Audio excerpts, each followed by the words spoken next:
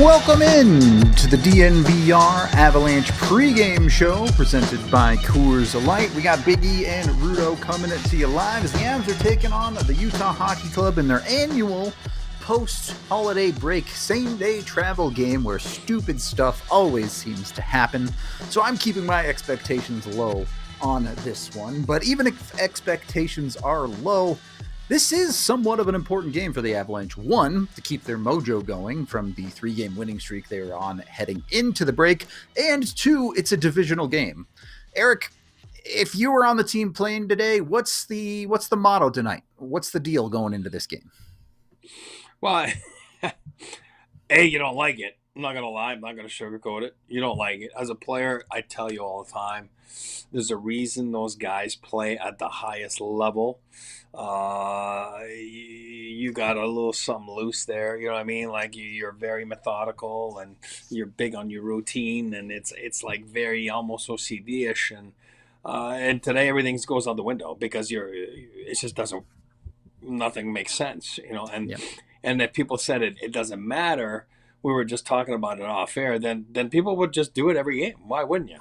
You know, you save on hotels, you save on per diem. Oh, let's just travel game day. Again, it's funny when you're 12, 10, 8. This is tough. This is just, there's a reason every road game's winning right now except one game out of 6. Sorry, home team is winning except tonight right now as we speak, except one game. The Leafs are winning in Tom Mechlin's debut in Detroit. So, yeah, it just messes up with your psyche, messes up with your preparation. And preparation's big for hockey players. So you just got to be strong, and you got to be just whatever. You can't use it as an excuse. It's just one of 82 games. You know, it's a big game. It's a divisional matchup. You got to put it out the window. And again, you got to make sure that the puck luck's on your side, the hockey god's on your side, and you're not dumb. We'll talk about it in the keys, but you can't be stupid. I'm sure we will get to that in the keys. Before we get there, though, obviously the big news of the day, McKenzie Blackwood signing a 5-year extension with the Colorado Avalanche. We did a whole emergency podcast about that today, so go watch that if you want to hear our thoughts on that. And also go read AJ's piece on it, who put up a piece up on the DNVR. If you're more of a reader, go check that one out. So, if you want our thoughts on that side of it, those are for you. The other news of the day for the Avalanche, though, is Josh Manson activated off of IR, expected to play tonight. Presumably will slot in for Keaton Middleton. Eric, does the Avs defense really change that much with Manson back in the lineup? Or I know you probably will play him more than a Middleton, but stylistically they should play a pretty similar role, no? Yeah, but again, there's a difference. And again, no offense to Keaton Middleton. Of course. Did his best. And as you know, like I think he was fine. You know what I mean? He used his reach to his advantage. He had some good hits, but he is not a top 6 guy. When you're inserting Manson, as you know, we all know Josh has not had the best season, his best season. We all know that. He knows he can be better, but he's also a top 4 player. He plays big minutes when he's asked to, and usually brings that presence. He's the difference in the 6, in the sense that he's more physical. He's a little bit more on edge, plays with a little bit of a snarl in his game, and compared to, Cale Makar or, Devontae's, he's a little different. So I think he's missed when he's not there, even though he hasn't been at his best. But I think maybe that's what he needed, a little bit of a break, a little bit of a mental reset.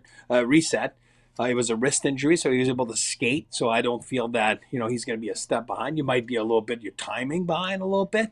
But a game like today, I think everybody's timing is going to be a little bit behind. So I don't think he's going to lack in that part, So, but it's good to have him back. He's a big piece of this team. And like I said, it's good to have a top 4 D back in the lineup. Realistically, do you expect him to play top 4 minutes tonight, or is this more of a stick with what you've had and ease him in on that bottom pairing a little bit?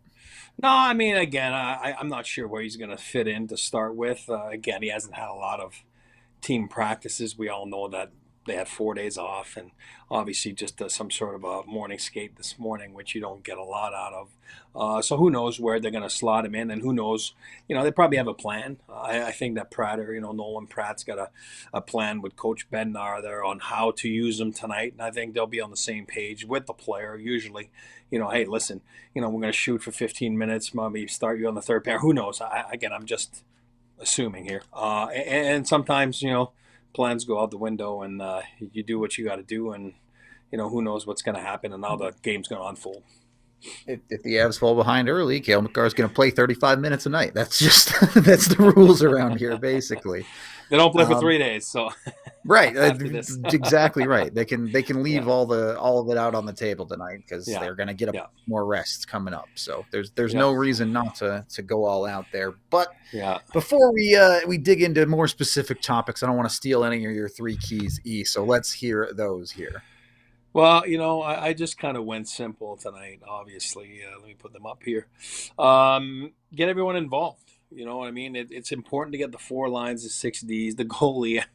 I'm not telling you to give up a free shot or a free scoring chance, but it'd be nice if, he gets busy a little bit earlier on. You want to make sure that goalies are the same thing. They get their rhythm back, no different than the forwards or defensemen. And again, we talked about it. It's an unusual game day preparation. So I think if you want to be even or better on the scoreboard after 1, that's a win as the road team tonight. I think if you look around the National Hockey League tonight, I think the home teams kind of got ahead early in those games. And then I think the Avalanche, they can be even or better after 1. That'd be awesome. Number 2 is no freebies. No freebies. I'm not just talking about penalty-wise. I'm talking about, obviously, you cannot give those offensive zone penalties or puck in the stands or, those freebies. You don't want to do that. You want to make sure that your puck management's on point. No blue line turnovers, no stupidities in the neutral zone. Make them earn everything they get tonight, meaning the Utah Hockey Club. Nothing on a silver platter. I think, again, those are simple points tonight, but they haven't played in 3-4 days. So, you got to make sure you keep everything simple. And number 3 is divisional showdown. With points on the line.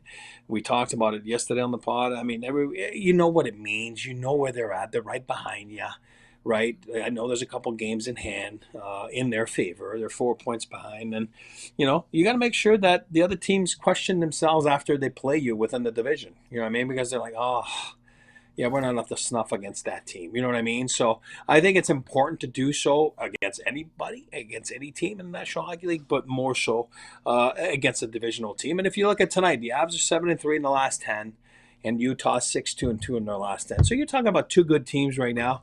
I expect a tight game. I expect maybe a little bit of a sloppy game. Who knows? Who knows what that's going to be? But usually by the second and third period, you should get your rhythm back a little bit. And I'm not saying you're going to have your legs, but you should be well rested unless you really sat on the couch, ate turkey for 4 days, which I don't think guys, even though they had some days off, I don't think that's what the guys do. You use it to rest the right way, but also get yourself ready for that game. All right. Look, I agree entirely with all of those 3 keys. I love them, but I want to talk about a 4th key here, and it's not even one of the ones that we never make our keys. Call it luck, call it serendipity, call it whatever you want. I don't care what you call it. When it comes to this team in particular, they just seem to have the Avs number, whether it's their Arizona iteration or their Utah iteration. They just seem to get the bounces against the Avs. Things seem to break their way. Eric, when you're a player on the Avalanche, are they as aware of it as we are that this team just seems to give them fits? I don't know how to explain it. I don't think you can measure it. It's something, and you're right. If you look and you and AJ over the years, I've seen it happen, and you pointed out to me last year. And you start laughing because you're like, yeah, they're right. You know what I mean? Like I think it's just one of those teams that. And the Avalanche, I'm sure on the flip side of things, are towards other teams. But it's also like a player feeling good in a certain building or having success against a certain team in a certain building. There's no rhyme or reason to it. There's no metrics. It's just that the way it falls. Like, I remember my team was Edmonton. I used to always score against Edmonton. Don't ask me why.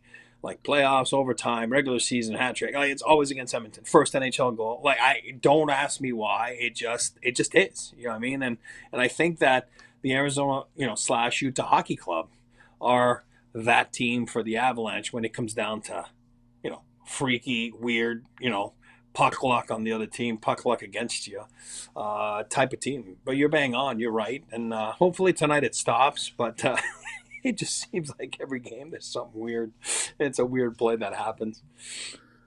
Yeah, and look, it's not this crazy thing. The Avs are a good enough team that even when the bounces go against them, they do win semi-regularly against this team.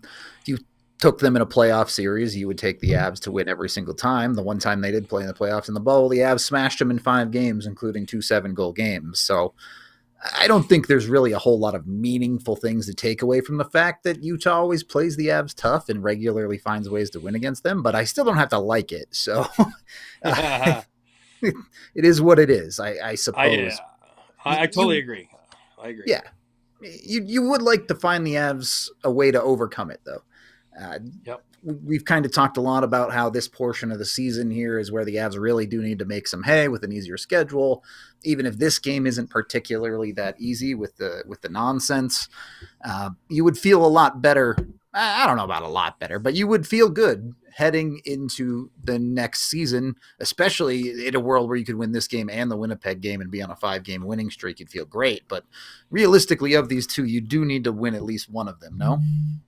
Oh, absolutely.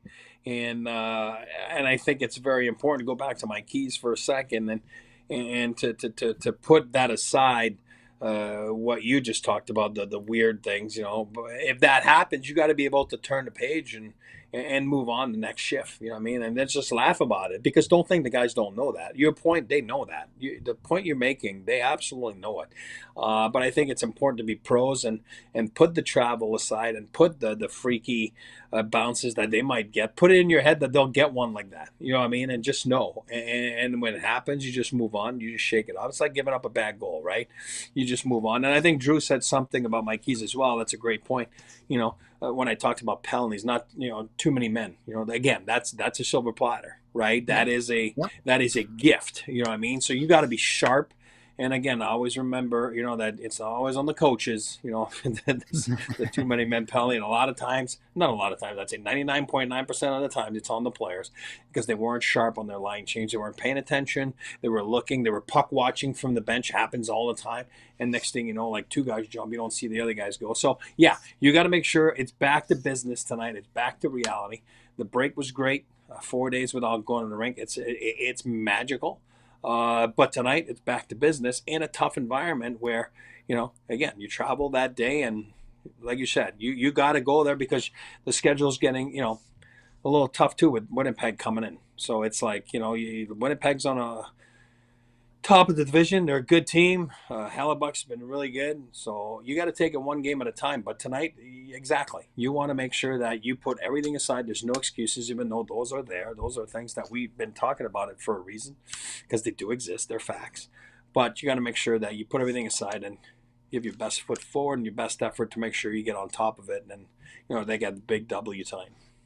Is there a lack of familiarity with Utah as a location? Does that affect the players at all? Because I know you talk about all the time is when you were a player, you'd go into Boston and you had your spots that you would go to and Yeah. you kind of know how the rink is set up and things like that. Does that matter to the players at all?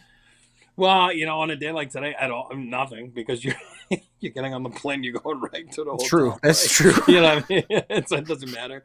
Oh man, we don't have our favorite restaurant to go to. Yeah, you don't have time today. You go in the hotel, you pregame meal there, and and then the rink is different. Obviously, they've been there this year, right? They started. They have been there once, yeah. There. So that kind of helps a little bit because, like I said to you, it sounds stupid for hockey players. Little things matter. That's why we talk about trades sometimes, having a new equipment guy or new medical guys, you're not familiar with them. And, it's the same thing with the rink. You've never been in that visiting room there. You don't know where to get in. If you don't take the bus, you take an Uber and you're there earlier. Where do you go? It just makes, when it's simple, you can walk in with your eyes closed, get to your stall, go do whatever you need to do. When it's different, then you can't have your eyes closed. You got to have your eyes open, and then Yeah. it just like then it makes you just kind of start thinking and thinking, and it's nothing's flowing.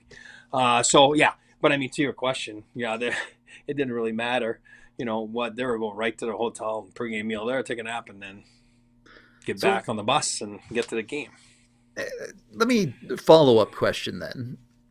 Does playing on the actual rink in the arena feel any different because like look, I know they're all the same size and they're all Yeah, in theory supposed to be exactly the same, but most arenas have a quirk or two here or there, and having only played yeah. in Utah once, does that matter at all, or is it close enough that it doesn't really? I think it's like like you said, it's the same glass not worldwide, but around the league, it's the Yeah, same. Supposed to be the same. It's not some boards are a little bouncier than others. It's not like back then when you were playing Boston or Buffalo, the old auditorium there, where obviously there's no corners. The ice is it's so different, or a lot of room behind the net or no room behind the net. It's all the same, not uniform. It's everywhere the same, but yeah, I mean, for example, in Utah, it is a little different. Where there's you can see when you watch the broadcast tonight that one end or both ends. I'm not sure. There's no stands, right? It's flat, behind because the seating. It's a basketball arena. That might make a little bit of a difference, maybe for goalies on how they usually have sure. seats and they see things. Where there it's a little different. Even for a player, it might just feel a little different because believe it or not, you use the glass to look in the glass to play the players behind you. I mean, if you're a good player, you know that's to your advantage. Instead of turning your head and trying to figure out what's behind you, you look in the glass, and that might give you a little bit of a different vision. Because there's no people there, so it's like a little bit more. I don't know. Again, it's like some cars are different when you look in the mirrors, right? The rear view mirrors and Sure. or the side mirrors. Some objects are closer than they appear, right? If you're a bad driver like me, you got to make sure you read that little thing there. But yeah, I mean, it just there's a little bit difference here there, and believe it or not, then it does annoy some guys, and I didn't really care, but it does annoy some guys if the dressing room doesn't have this or doesn't have that, or what I mean, where you're just used to your stuff at home, and Yeah. where on the road, it's just little things. I mean, it doesn't take much sometimes for guys to get disrupted, and then you know, but again, that's part of being in the National Hockey League, and you all Yeah. know that you have that game every year that you travel game day, Yep. so Yep. it stinks. It is what it is, but you know about it in the summertime, so it's all good. True. Maybe grasping at straws a little bit there. Where the Avs need to not grasp at straws, though, is when it comes to their star players. We said this last game against Utah, and the Avs didn't manage to win it. But the reality is, when you compare these two lineups head to head, the Avs have probably the three best players. I mean, I don't think there's any doubt they have the three best players on the ice. They might even be able to say four or five. The reality is Utah does not have those top end hockey talents yet. They have some promising young stars, but I think it's Mm-hmm. pretty safe to say they're not there yet.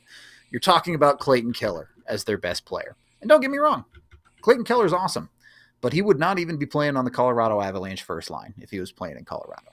So Yeah. he I know the pressure's always on the Stars, but when they play teams like this, when they play teams that just simply don't have that caliber of player, does that add more pressure to the Stars, or does it add more pressure to the rest of the lineup for the Avs? A little bit of both, a little bit of both, and I think flip the switch or flip the script on the other side of things. I always say when you win the Stanley Cup, the next year everybody's gunning for you, right? Because they want to Mm-hmm. make sure they're measuring themselves up against you. Well, it's the same thing you just said. 3 out of the top 10 best players in the league. Mac, Miko, Nate, Kale. Yeah. Um, so when you're a player like a Keller or anybody on their team, even a Sergachev, that's having a good year for them on D, and you're like, I'm gonna measure myself up against Makar. So he kind of brings out the best in you. Like Keller's probably saying, hey, listen, I want to measure myself up against McKinnon. So he just kind of you raise the bar when you're that good, and then the other teams strive usually to emulate you or play their best game because they're excited to play against you. You know what I mean? So I think there's a little bit of that effect. But then as I always say, if the top end guys aren't producing that night, and they usually do it. But when you feel that it's not going to happen for them as a secondary guy, that's when you got to put pressure on yourself to say, hey, it's on me right now to go help. You know what I mean? And I think that's where the relief comes from. This is where we've talked about Casey at length, and this is where we've talked about, Val and Colton have done a good job. And the bottom of the lineup, quite frankly, with the KB Rantas and, Kelly's lately, they have done the job. You know what I mean? For sure. And we talk about the Avs, obviously the offense coming from the back end, and I think somewhere somehow it's not up to where it is usually. By this time of the year, but I still think that the Avs still strive for that, still push for that, of jumping up on the play and activating, and you can see it from Middleton to a guy that's really just a stay-at-home D. That it's funny, the other he's activating, he's trying to have clap bombs, and I'm like, holy cow, it is said by the coaching staff to jump up, to go, and you can see it in Calvin DeHaan's play too. You know what I mean? Like, I don't think he's ever been told that you can cross the red line, where with the Avalanche, it's like, let's go, you know what I mean? And, and then all guys have some sort of finesse in their game. All guys have some sort of offensive ability, or else they wouldn't be in the National Hockey League. So, if you go back to the junior days or whatever it is, they have that in their toolbox. It's just that it's been dormant for some guys for years because they played so safe. Where with the Avalanche, it's a little bit more jump, let's go. And, it's a big part of their offense. Just to kind of reinforce your point that the Avs really have been getting quality production from everywhere. In the month of December, they are 8-3, I think, 7-3, something like that. Yeah. 4, well, 5, that's 10. 6, 7, 8. Yeah, they're 8-3 in December. Through those 11 games, 7 of their 8 wins, they've scored 4 or more goals in. All 3 of their losses, 3 or less. Yeah. Math adds up there pretty easily, huh? Sometimes it's not that complicated. But my point being, when the Avs are playing well like this, they are getting the scoring. Yes, obviously a Kiviranta hat trick is ridiculous, and 5 goals in 2 games for him is not going to be a sustainable pace. But you get a shorthanded goal out of Parker Kelly. You get your superstars, at least more recently, finally getting that power play back up and running a little bit for you.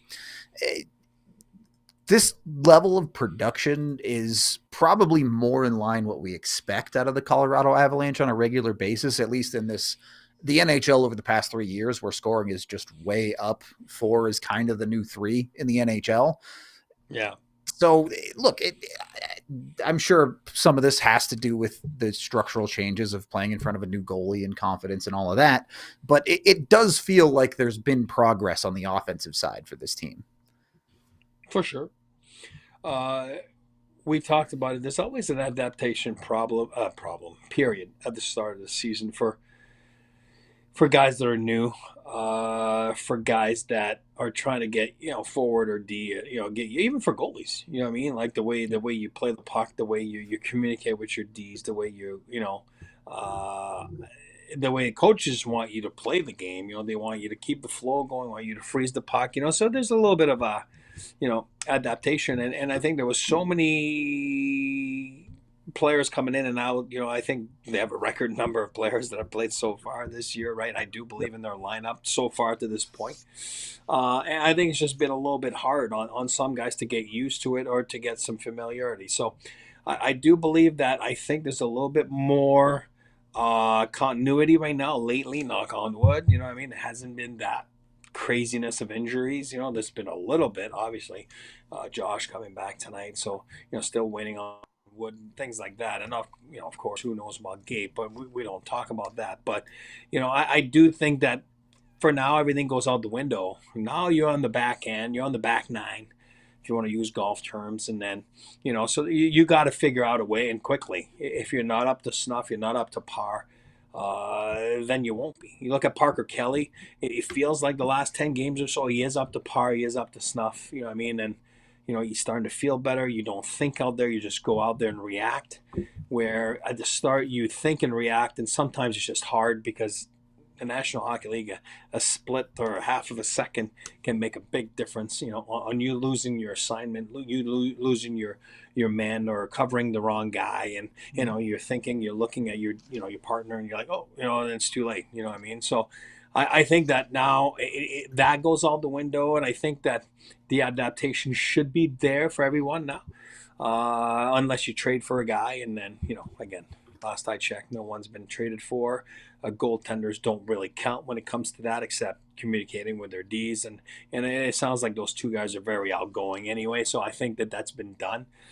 So I think that they feel good right now about where and what's going on. But other than that, yeah, you got to make sure you get going, and you can't have any more lapses. And again, the craziness of the schedule's behind you now. Only looking forward to, again, it's short-term goal, short-term memory, in a sense that you have a 6-week period now where you just buckle down, and then you have another big break. So it's very easy to look forward to in those 6 weeks, and then you break it down in little blocks and week by week, or a homestand, then you go on the road, then a homestand, then you go on the road. So very kind of flowy schedule for the Avs to make those little short-term goals as a team and as individuals as well. Yep. It's got to be a step-by-step process. You can't jump all the way. Absolutely. All right. Let's get into making my bets on tonight, since I'm betting on the Avs keeping up with the scoring. These are, of course, our pregame picks brought to you by Bet365, which is never ordinary. I am taking the over tonight. I just think these funky games often lead to higher scoring games a lot of the time, especially with tiredness shouldn't be an issue on this one. Legs might take a little bit to get going, but they should be able to finish strong. Taking a Makar power play point because it's plus 170. That's just too attractive for me to pass on for a Makar power play point at that kind of money. Then I'm taking Sam Girard to finish in the plus tonight. The Bet365 been playing with some plus minus bets. So if you're a plus minus guy, you can get in on some of those bets, jump in with it. I think Girard's going to do well at 5-on-5. I'm taking that bet tonight. So those are my 3 bets for tonight with Bet365. Of course, when you do gamble with Bet365, make sure you're 21 or older, physically located in Colorado. And if you or someone you know has a gambling problem, call or text 1-800-GAMBLER today.